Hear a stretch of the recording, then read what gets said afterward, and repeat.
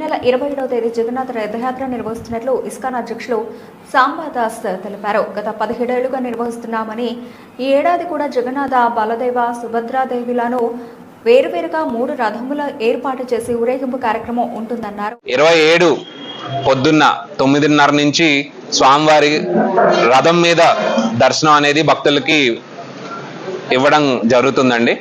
సాయంత్రం 3 గంటల వరకు దర్శనాలు ఉంటాయి. సాయంత్రం 5 గంటల 10 నిమిషాలకి స్వామివారు టౌన్ కొత్త రోడ్ నుంచి రథం మీద బయలుదేరుతారు. ఇక్కడి నుంచి రథయాత్ర టర్నర్ చౌల్ట్రీ వరకు జరుగుతుందండి. అక్కడ 28వ తారీఖు నుంచి జూలై 6వ తారీఖు వరకు దశావతారాల్లో స్వామివారు దర్శనమిస్తారు.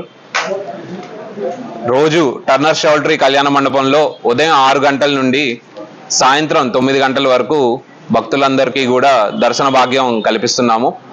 భక్తులందరికీ ధర్మ దర్శనంతో పాటు 20 రూపాయల ప్రత్యేక దర్శనం, 50 రూపాయల శీఘ్ర దర్శనం, 200 రూపాయల విశిష్ట దర్శనం అనేది ఏర్పాటు చేస్తున్నాం వివిధ క్యూ లైన్స్లో.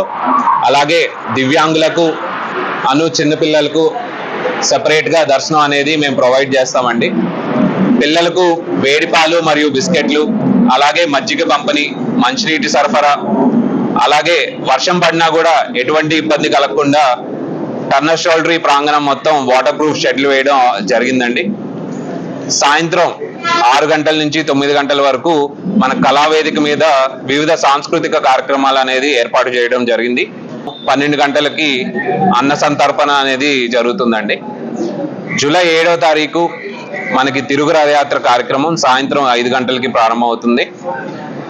టర్నర్ చౌల్ట్రీ నుండి టౌన్ కొత్త రోడ్ వరకు తిరుగు రథయాత్ర స్వామివారిని రథం మీద తీసుకొచ్చి జూలై 8వ తారీఖు సంప్రోక్షణ చేసి పునఃప్రతిష్ఠ అనేది జరుగుతుంది.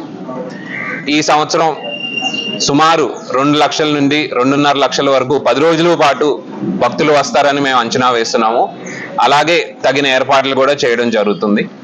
మా దేవాదాయ శాఖ ఉన్నతాధికారుల ఆదేశాల నిమిత్తం ఆర్డీఓ విశాఖపట్నం గారిచే ఒక కోఆర్డినేషన్ మీటింగ్ సమన్వయ సమావేశం అనేది నిర్వహించబడినది జూన్ 18వ తారీఖున.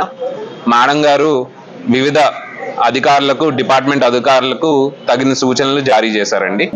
10 రోజుల పాటు ఎవరైతే రథం మీద స్వామివారిని దర్శనం చేసుకోలేకపోయారో 10 రోజుల పాటు టర్నర్ చౌల్ట్రీకి వచ్చి స్వామివారి భక్తులందరూ కూడా అధిక సంఖ్యలో దర్శనం చేసుకోవాలని నేను కోరుకుంటున్నానండి.